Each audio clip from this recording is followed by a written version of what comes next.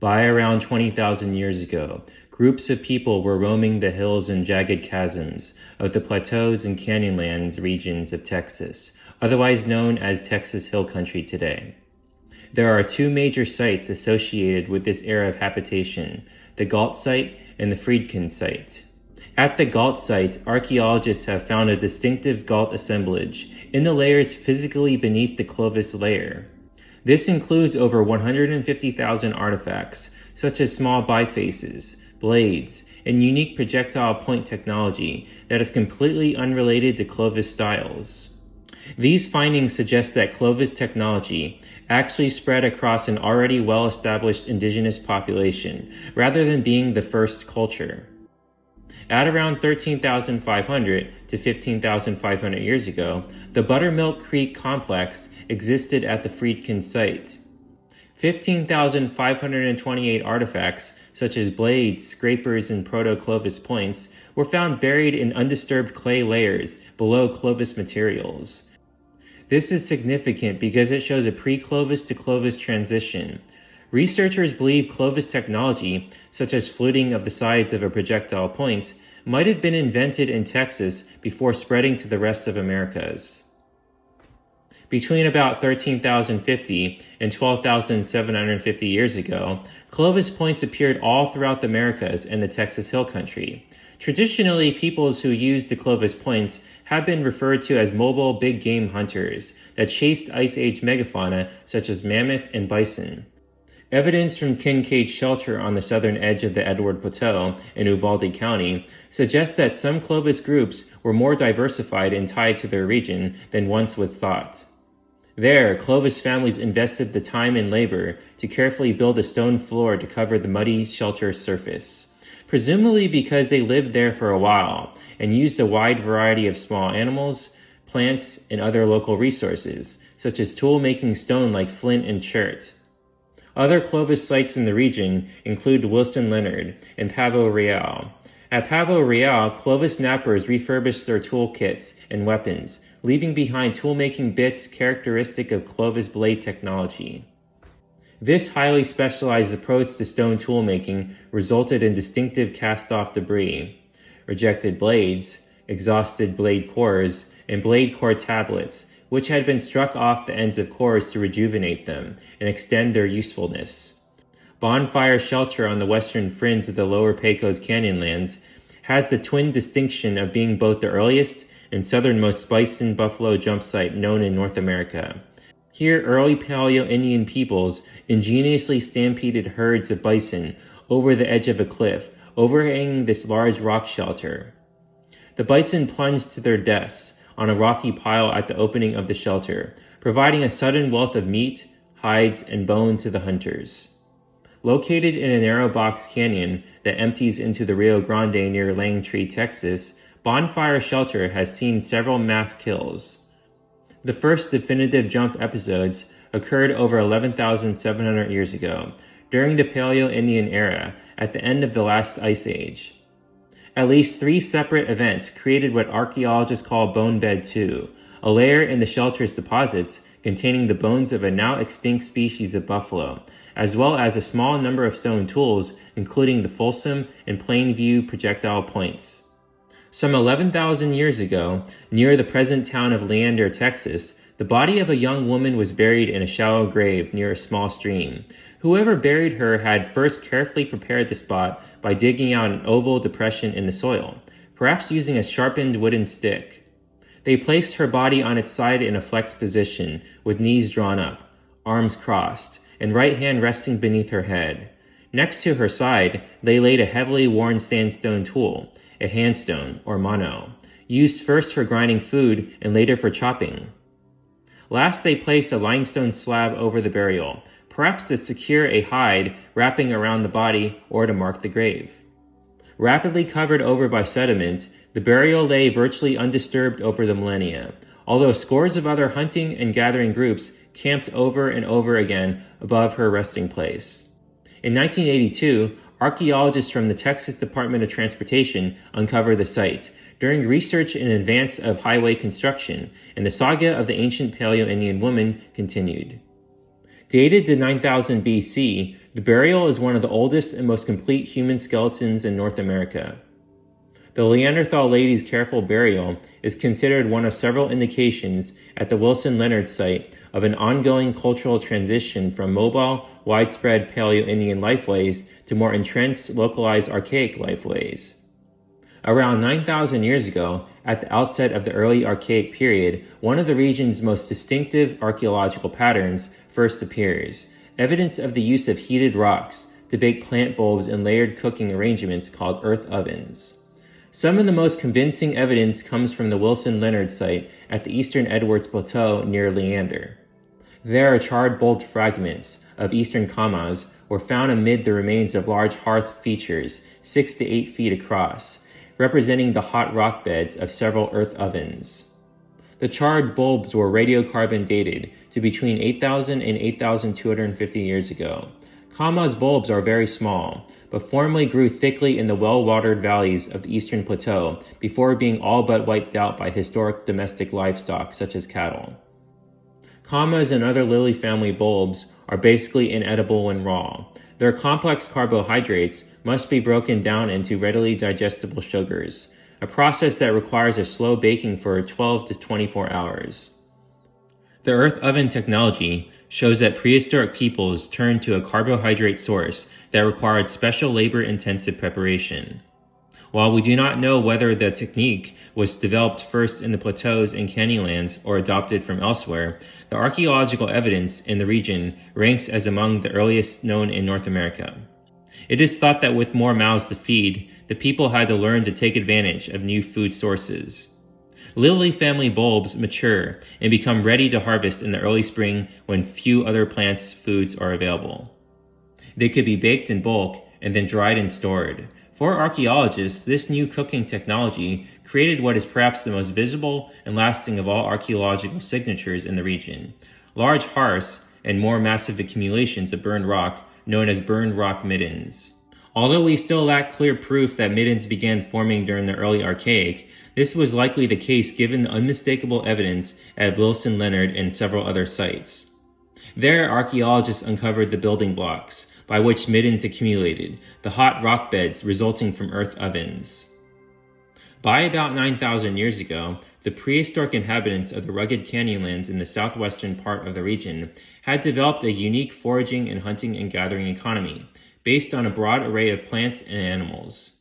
Life in the lower Pecos Canyonlands was marginal. Groups were small and nomadic. Food was rarely plentiful, and surviving the lean season was an annual challenge. When rains came more regularly and heavily than normal, life might be good, but the Canyonlands' diet was very low fat, not much meat, and high fiber.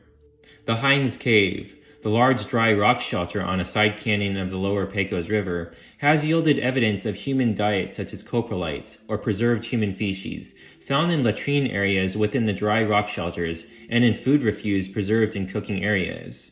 This evidence shows us exactly what they were eating: lots of arid-adapted plants, like the prickly pear, along with quite an assortment of fruits, nuts, rodents, rabbits, fish, and insects. The three plants that seemed to make up the bulk of the diet were baked in earth ovens. Deer were the largest and most desirable animal prey, as bison were rarely present in the region after 11,000 years ago. However, big game hunting success was probably the exception rather than the rule. The most regularly eaten animals were rabbits and rats, with lesser quantities of birds, lizards, snakes, and fish. By late Archaic times, some 2,000 years ago, an even greater variety of plants were eaten, suggesting that people had to eat literally anything and everything they could acquire.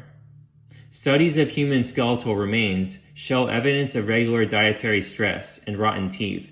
The sugary baked plants cause cavities at rates as high as those experienced by more settled groups in the southeastern United States who relied on maize.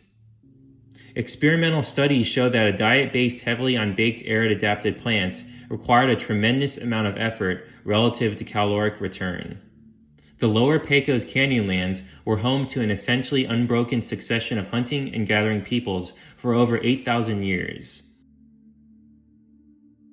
After the early Paleoindian period, deer hunting ruled the region. Deer were the most important game species for for much of the last 11,000 years. When bison herds were present in the region, they must have taken over as the top prey, but archaeological evidence suggests that bison appeared only rarely in the region after about 11,000 years ago.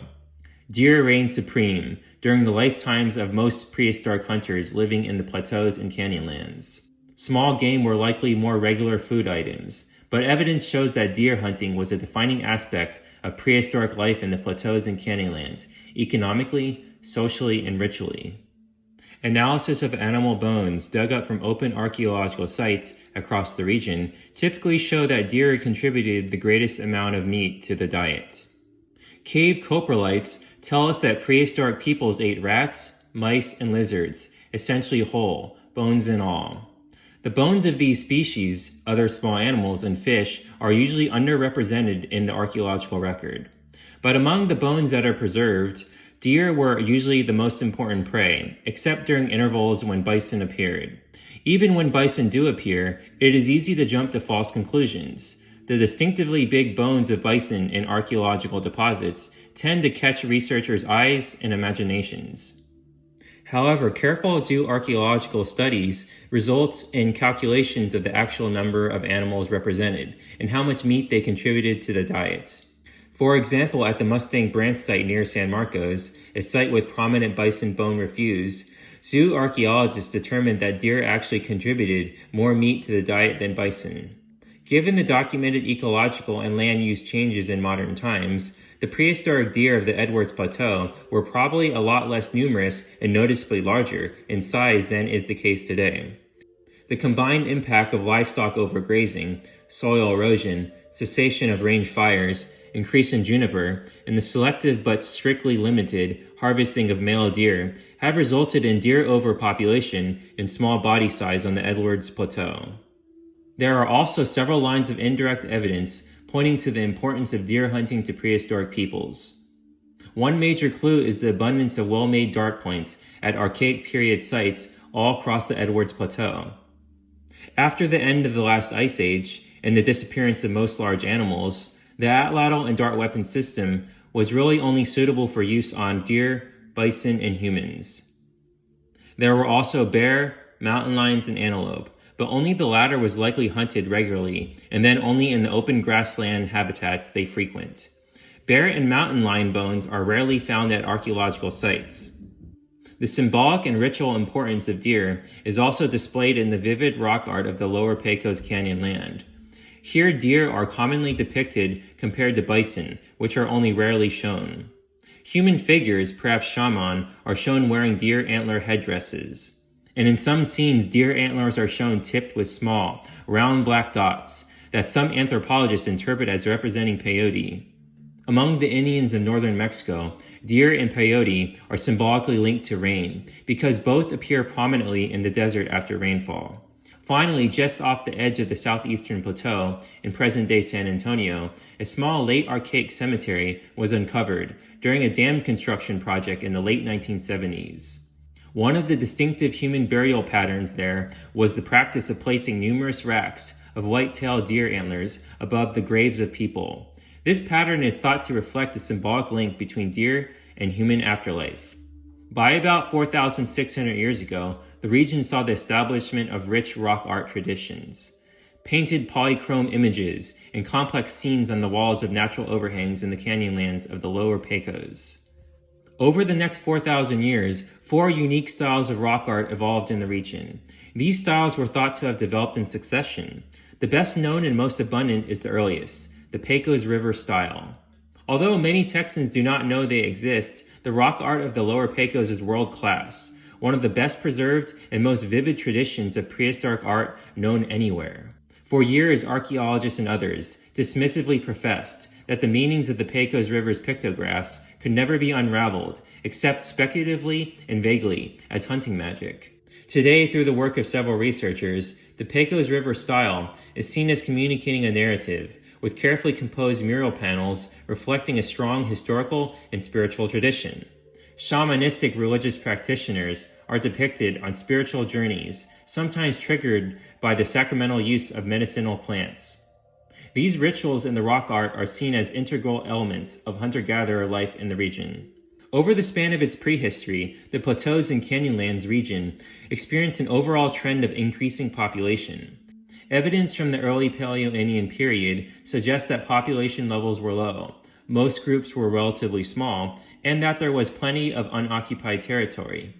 Most known Clovis sites in the region are located in very favorable, well-watered spots, especially in the Balcones Canyonlands along the southern and eastern edges of the Edwards Plateau. These edges are major ecotones, zones where contrasting landscapes and ecological habitats sit side by side.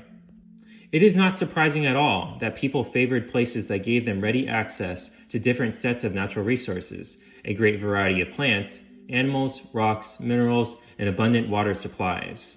Throughout prehistory, the Sawtooth Plateau edge, the Balcones Escarpment, and its associated canyonlands and major springs was a highly favored occupation zone.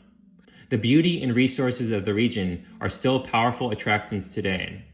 The two largest and oldest cities in the region, San Antonio and Austin, occupy the same favorable location.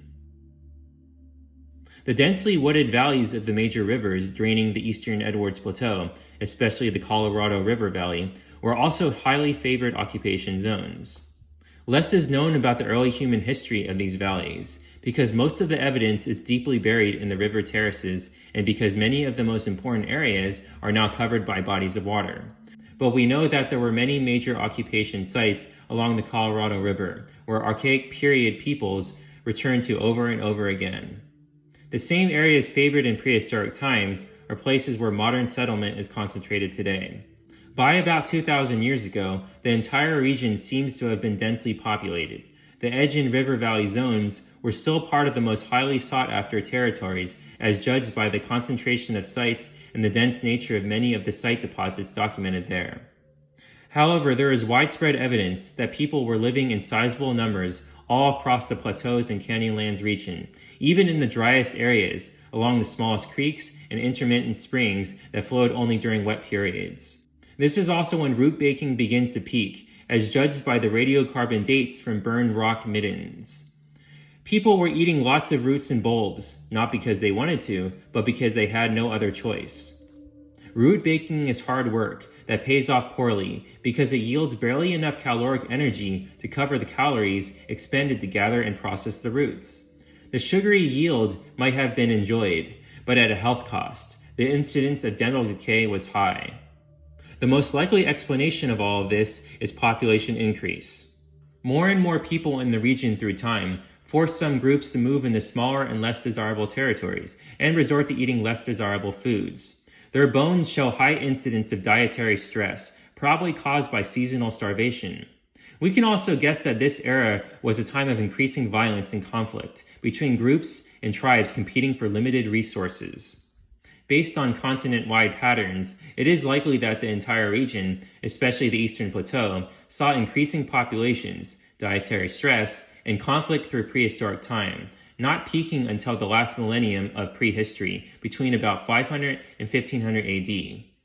About 2,800 years ago, bison returned to the lower Pecos area in such numbers that late Archaic hunters succeeded on at least one occasion in driving hundreds of modern bison off the same cliff above Bonfire shelter that Paleoindian hunters had used 8,000 years earlier. This jump episode resulted in a massive bone deposit called Bone Bed 3. The specialists who studied the bones in the mid-1960s argued that Bone Bed 3 represents a single extraordinary event during which as many as 800 bison, almost all cows and yearling calves, plunged to their deaths. The number of events and exact magnitude is debated, and the bones are being restudied, but it is certain that the late Archaic hunters killed many more bison than they could make use of, and left behind a rotting heap of partially butchered bison carcasses. The decaying mass built up heat and gases until it spontaneously combusted in an intense blaze that reduced most of the bison bones to ash. It was this bonfire that gives the shelter its name. The use of hot rocks to bake roots and bulbs appears to have reached an all-time high across the Edwards Plateau during the late prehistoric period between about 800 and 1400 AD. Many of the heaped accumulations of discarded cooking stones, known as burned rock middens, formed or grew during the late prehistoric plant baking peak. This pattern of resource use intensification began in the latter part of the late Archaic, but appears to have peaked in the late prehistoric era across most of the plateau. Late prehistoric peaks of plant baking and midden use are strongly tied to population pressure. The combined impact of more people, smaller territories, and more dietary stress appears to have forced prehistoric groups to intensify the use of marginal resources, such as roots and bulbs. The bow and arrow replaced the atlatl and dart as the principal weapon system for hunting large game and for warfare in the region, beginning around 1,300 years ago. The new technology spread across much of North America around this time, although its precise origin is unknown.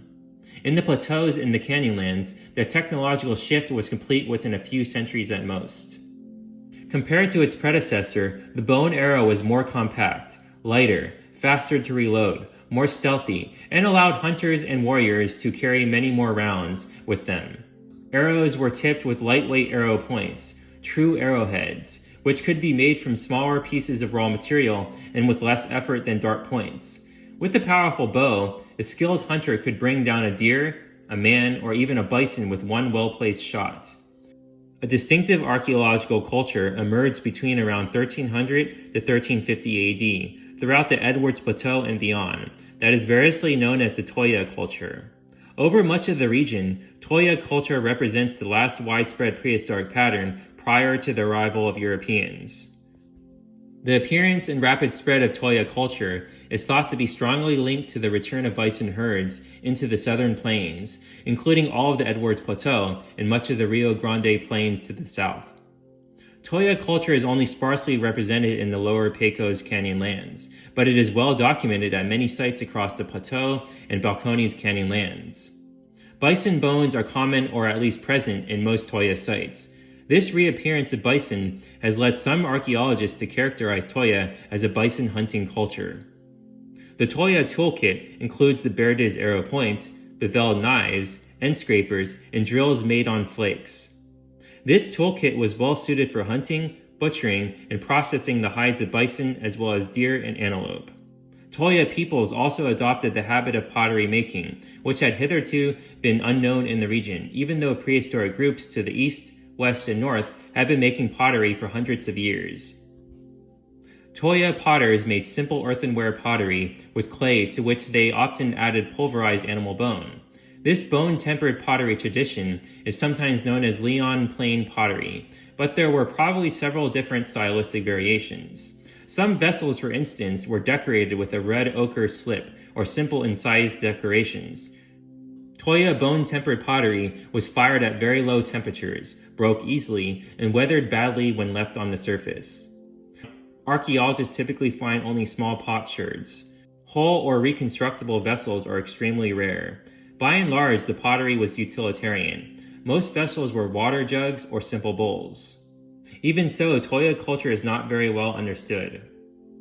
As now defined, Toyah is largely a material culture, a unique set of things seen over a 2 or 3 century period across much of the southern half of Texas, including the entire Plateaus and Canyonlands region. Toyah material culture was adopted by many different social and ethnic groups who may not have had shared much else in common. The relationships among Toyah culture and the earliest Indian groups that Europeans encountered in the 16th century should be strong and obvious, but so far this has not proved to be the case. Toyah culture remains fascinating and worthy of a great deal of thoughtful research because it should bridge the chasm between prehistory and history, between ancient things and living peoples. Thanks so much for watching. If you enjoyed my documentary, don't forget to like and subscribe and check out my Patreon page at patreon.com/World Chronicles.